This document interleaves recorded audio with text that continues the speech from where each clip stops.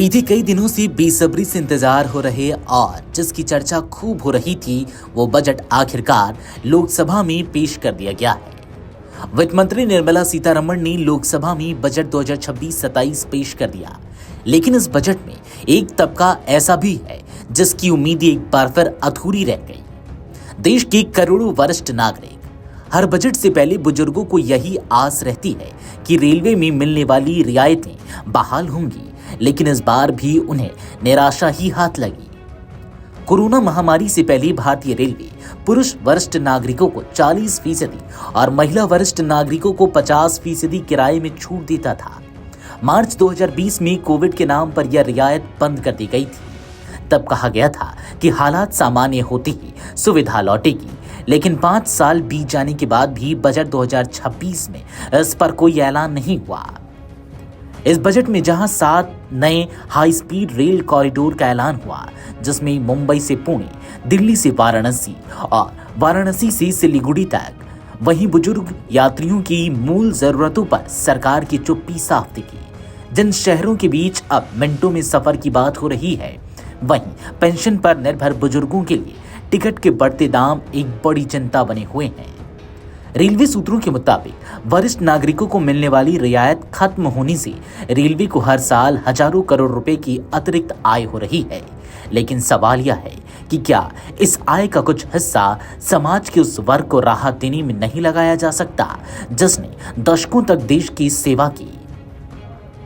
Budget भाषण में वित्त मंत्री ने बार बार विकसित भारत का जिक्र किया।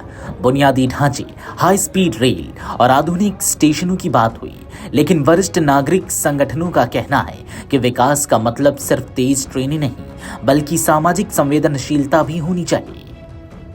पिछले कुछ वर्षों में रेल किरायों में भले ही बड़े पैमाने पर बढ़ोतरी न हुई हो, लेकिन रिजर्वेशन चार्ज, सुपरफास्ट चार्ज और सुविधाओं के नाम पर खर्च लगातार बढ़ा है।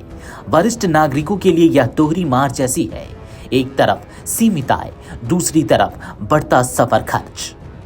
बजट 2026 में रेलवे को रिकॉर्ड 2.55 लाख करोड़ रुपए से ज्यादा का आवंटन मिला है। सुरक्षा कवच सिस्टम, अमृत भारत स्टेशन योजना और बुलेट ट्रेन पर हजारों करोड़ खर्च किए जाएंगे। ऐसे में यह सवाल उठना लाजमी है कि क्या वरिष्ठ नागरिकों की रियायत बहाल करने के लिए वाकई बजट में जगह नहीं थी। हर चुनाव से पहले कई राजनीतिक दल वरिष्ठ नागरिकों को रेलवे किराए में छूट बहाल करने का वादा करते रहे हैं, लेकिन जब बजट पेश करने का वक्त आता है तो यह मुद्दा फाइलों में दबा रह जाता है।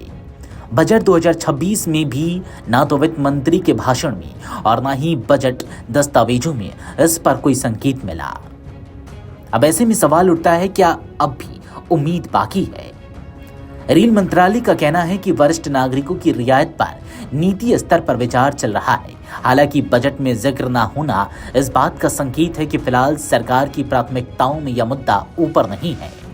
देश की रेल तस्वीर भले ही हाई स्पीड कॉरिडोर से बदलने जा रही हो, लेकिन बुजुर्ग यात्रियों की उम्मीदें आज भी उसी प्लेटफॉर्म पर खड़ी हैं जहां से राहत की ट्रेन अब तक नहीं आई। Video desk amarujala.com। अगर आप ये वीडियो YouTube पर देख रहे हैं तो हमारे चैनल को सब्सक्राइब कर बेल आइकन दबाएं और Facebook पर देख रहे हैं तो हमारे पेज को लाइक करें।